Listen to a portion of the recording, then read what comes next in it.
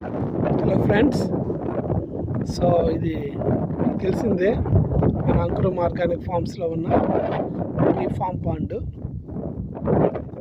ఈ పాండ్కి మనం ఇప్పటివరకు నీరు పెట్టిందే లేదు. సో కింద డెప్త్ ఒక 10 అడుగులు ఉంది, పైన కట్ట ఒక 3 అడుగులు ఉంది. ఈ నీరంతా కూడాను మనం ఈ రకంగా పొలానికి పెట్టిన ఈ నీరు మొత్తము ఈ గుంటలోకి సీపేజ్ అవుతూ ఇలా ఫామ్ అయిందనమాట. సో ఇప్పుడు కొంచెం మట్టిగా ఉండింది వాటర్, ఇప్పుడిప్పుడే అట్లా తేరుకున్నట్లుంది. సో దీన్ని మల్టీపర్పస్గా ఎలా యూజ్ చేయాలని థింక్ చేస్తున్నాను. చూసారా, అక్కడ అట్లా దరి కొంచెం దోసుకునింది. సో ఈ ఎక్స్పెరిమెంటేషన్ మొత్తం చూస్తే మనకు అర్థమవుతుంది అసలు ఇలా నీరు మొత్తం ఒకసారి 3-4 మంత్స్ ఉంటే ఏ దరి వీక్గా ఉంది, ఏ దరి స్ట్రాంగ్గా ఉంది, దాని ప్రకారంగా మనం నెక్స్ట్ టైం ఏదన్నా కొత్త ఈ స్లోప్లో గ్రానైట్తో కట్టించుకోవాలా ఏందనేది థింక్ చేయాలి. సో నా థాట్ ప్రాసెస్ ఏంటంటే, ఇందులో ఒక 500 చేపలు వేసి సో ఆ వేస్ట్ వాటర్ అంతా కూడా ఏ రోజుకి ఆ రోజు పొలానికి ఇచ్చుకుంటే మంచి బలం, దాంట్లో బాగా అమినో యాసిడ్స్ ఉంటాయి. సో అది చేయాలి డౌన్ ద లైన్.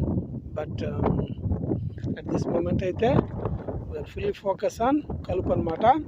సో నేను యూఎస్కి వెళ్ళి ఉండడం మూలాన మన వాళ్ళు సరిగా నీరు పారించలేదు.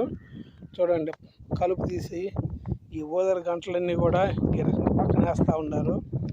సో ఇది వరి ఎంత పెరిగిందో అంత పెరిగిందనమాట.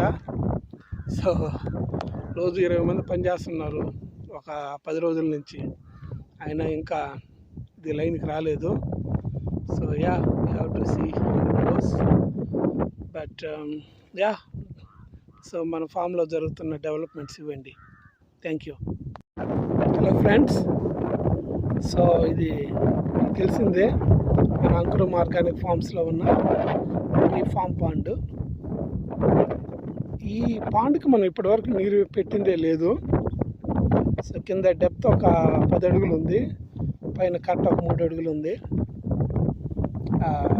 ఈ నీరంతా కూడాను మనం ఈ రకంగా పొలానికి పెట్టిన ఈ నీరు మొత్తము ఈ గుంటలోకి సీపేజ్ అవుతూ ఇలా ఫామ్ అయిందనమాట. సో ఇప్పుడు కొంచెం మట్టిగా ఉండింది వాటర్, ఇప్పుడిప్పుడే అట్లా తేరుకున్నట్లుంది. సో దీన్ని మల్టీపర్పస్గా ఎలా యూజ్ చేయాలని థింక్ చేస్తున్నాను. చూసారా, అక్కడ అట్లా దరి